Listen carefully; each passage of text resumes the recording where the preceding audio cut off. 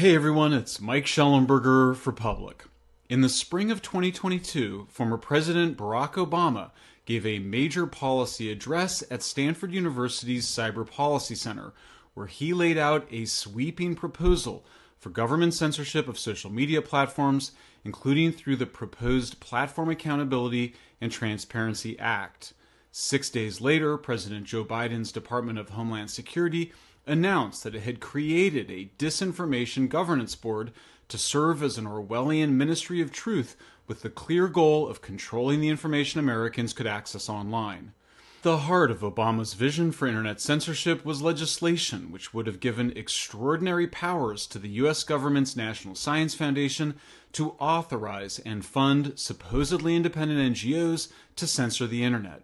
The DHS and Stanford Internet Observatory, which was part of the Stanford Cyber Policy Center, pioneered the censorship by proxy strategy as a way to get around the First Amendment by first demanding censorship of posts raising concerns about the 2020 elections, and then in 2021 of posts that promoted so-called narratives expressing concern about the COVID vaccine. The 2024 election of President Donald Trump significantly reduced the threat of Obama, DHS, and NSF to censor the American people and defunded much of the censorship industrial complex. The Platform Accountability Act is going nowhere in Congress. Elon Musk fired most of the censorship staff at Twitter and has allowed a significantly wider range of speech on the platform. And even before Trump's election, Stanford donor Frank McCourt stopped funding the Stanford Internet Observatory after Public, Racket News, and the House Weaponization Subcommittee Chairman Jim Jordan exposed its central role in the DHS censorship by proxy scheme. But now, foreign governments, including ones in Europe, the UK, Brazil, Australia, and others, are demanding censorship, including of the American people. The risk is that U.S. tech companies will find it significantly less expensive to have a single global censorship regime and just go along with foreign censorship requests. Facebook complied with Biden administration demands to censor because it needed Biden's help in dealing with European censorship officials. And the Brazilian government forced Elon Musk to continue censoring the Brazilian people after it froze Starlink's assets. And Public has now discovered that the Stanford Cyber Policy Center, which is led by Obama's former ambassador to Russia, Michael McFaul, is at the heart of a new secretive and possibly illegal censorship initiative that appears even more ambitious than the one that Obama proposed in 2022. On September 24th, the Cyber Policy Center hosted a secret dinner between its leaders and top censorship officials from Europe, UK, Brazil, California, and Australia. The meeting was titled, quote, Compliance and Enforcement in a Rapidly Evolving Landscape.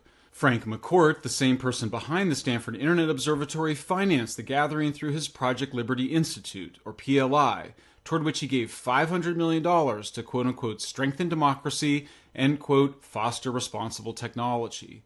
Public emailed all 21 participants and organizers and only heard back from 3, PLI, the Australian government, and the European Union, which declined to comment because, even though Public gave it over 24 hours, a spokesperson said that we would need several days.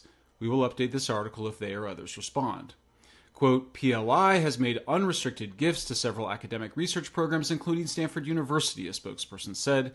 PLI does not receive funding from governments, intergovernmental organizations, or large technology companies.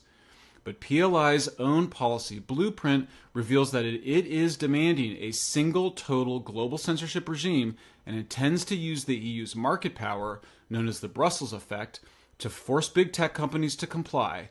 The blueprint calls for governments to, quote, recommit to a single global internet with, quote, regulatory interoperability and oversight to achieve a single unified market and to use the large size of the EU market to, quote, drive bilateral and multilateral agendas to formally enshrine reciprocal guarantees. A spokesperson for the Australian government said, whilst in attendance at Stanford for the 2-day conference, some attendees, including trust and safety researchers, industry, civil society, and government representatives, were also invited to attend an informal gathering roundtable event organized by Stanford University entitled Compliance and Enforcement in a Rapidly Evolving Landscape. This roundtable did not involve any discussion of compliance coordination or regulatory information sharing. The Australian spokesperson claimed that e-safety has no role in regulating hate speech or disinformation. E-safety has no remit or interest in regulating the affairs of other nations, nor does it have any role in diplomatic, trade, or other government-to-government relations. But it also said, as the internet is global and functions irrespective of national borders, by necessity, eSafety collaborates with law enforcement, other government agencies, and non-governmental partners around the world, including in the United States. The leaked agenda's stated purpose was to, quote, discuss the state of compliance and enforcement in order to identify where data research and expertise can enable more effective compliance with and enforcement of existing policy. Moreover, much of the following 2 days of the public conference were focused on coordinating government censorship, so-called regulation, of social media platforms, and the other nations that attended the meeting are all intensively involved in censoring their citizens and U.S. tech companies. And the head of Australia's eSafety, Julie Inman Grant, who was the keynote speaker at the Stanford Foreign and Censorship meeting, is also the head of a global government censorship network that serves as the forum, she told the World Economic Forum, to help us coordinate, build capacity, and do just that. We use the tools that we have and can be effective, but we know we're going to go much further when we work together with other like-minded independent statutory authorities around the globe. As such, the people who are demanding censorship are once again spreading disinformation about what they are doing. All of this is happening in a context of global censorship intensifying.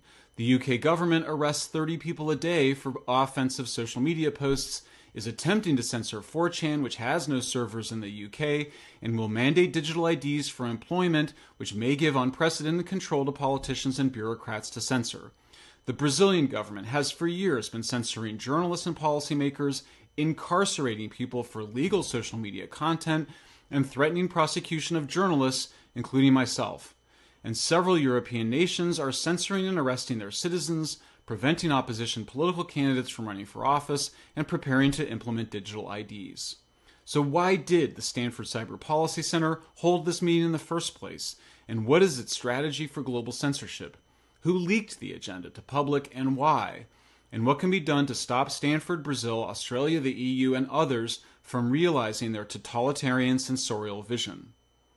The Stanford Cyber Policy Center and the other participants in the Global Censorship meeting have close ties. If you're not already a subscriber, please subscribe now to Public, to watch the rest of the video, to read the rest of the article, and most of all, to support the fight for free speech around the world.